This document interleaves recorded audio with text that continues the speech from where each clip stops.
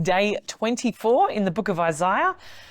We're going to read chapters 34 and 35. Here we go.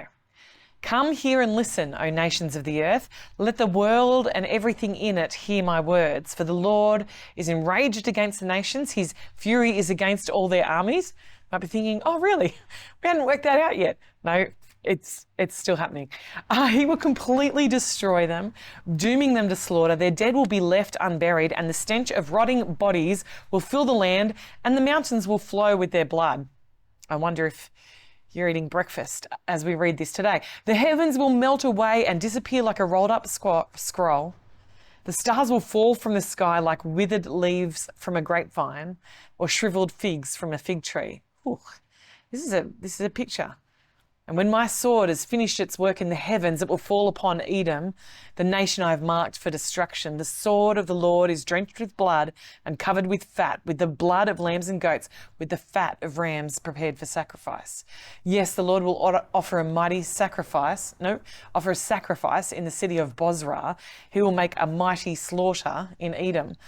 Even men as strong as wild oxen will die, the young men alongside the veterans. The land will be soaked with blood and the soil enriched with fat. For it is the day of the Lord's revenge, the year when Edom will be paid back for all it did to Israel. The streams of Edom will be filled with burning pitch, and the ground will be covered with fire. The judgment on Edom will never end. The smoke of its burning will rise forever. The land will lie deserted from generation to generation. No one will live there anymore. It will be haunted by the desert owl and the screech owl, the great owl and the raven. For God will measure that land carefully. He will measure it for chaos and destruction. It will be called the land of nothing, and all its nobles will soon be gone. Thorns will overrun its palaces. Nettles and thistles will grow in its forts. The ruins will become a haunt for jackals and a home for owls. Desert animals will mingle there with hyenas, their howls filling the night. Wild goats will bleat at one another among the ruins, and night creatures will come there to rest. There the owl will make her nest and lay her eggs. She will hatch her young and cover them with her wings, and the buzzards will come, each one with its mate. Search the book of the Lord and see what he will do. Not one of these birds and animals will be missing, and none will lack a mate. For the Lord has promised this. His spirit will make it come true. He has surveyed and divided the land and deeded it over to those creatures. They will possess it forever from generation to generation. This is like a picture of crazy devastation. This is a picture of like darkness and despair and ruin and awfulness. It's a day of the Lord's revenge. This is a sobering picture to us. I can't tell you exactly what it means. I don't think anyone necessarily can. It says there, when my sword has finished its work in the heavens, that's the principalities and powers of this, of the evil in this world. He's going to conquer all of those, and then he's going to come and conquer what he needs to on the earth as well. This is sobering, and we should be rightly awestruck by it. Not like this is awesome, but like, holy heck, this is crazy. And so let's be sobered by that today. Let's move into chapter 35. Even the wilderness and desert will be glad in those days. The wasteland will rejoice and blossom with spring crocuses. This is chalk and cheese. This is night and day from the picture that we just read. So let's keep reading. The wasteland will rejoice and blossom with spring crocuses. Yes, there will be an abundance of flowers and singing and joy. Come on. I love that picture. The deserts will become as green as the mountains of Lebanon and as lovely as Mount Carmel or the plain of Sharon.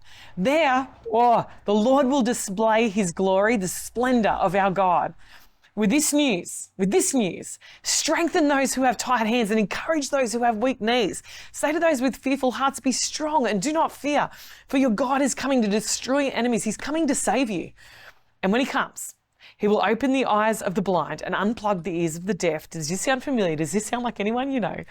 The lame will leap like a deer, and those who cannot speak will sing for joy. Springs will gush forth in the wilderness, and the streams will water the wasteland. The parched ground will become a pool, and springs of water will satisfy the thirsty land. Marsh grass and reeds and rushes will flourish where desert jackals once lived. And it will be a great road through that once deserted land. It will be named the Highway of Holiness. Evil-minded people will never travel on it.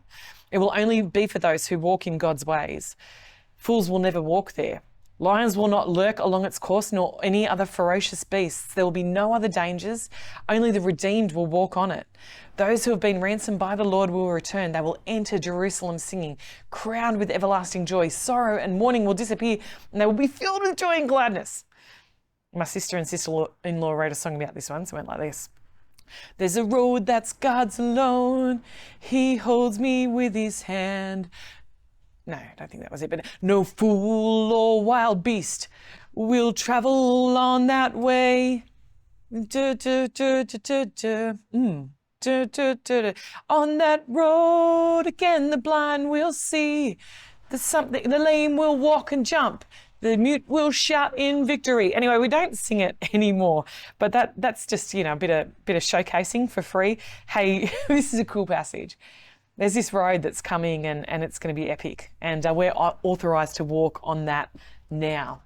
We get to walk on that road. Why? Because of the righteousness of Christ. In and of ourselves, we've got no right to walk on this whole highway of holiness, but because of Jesus, we do. Enjoy.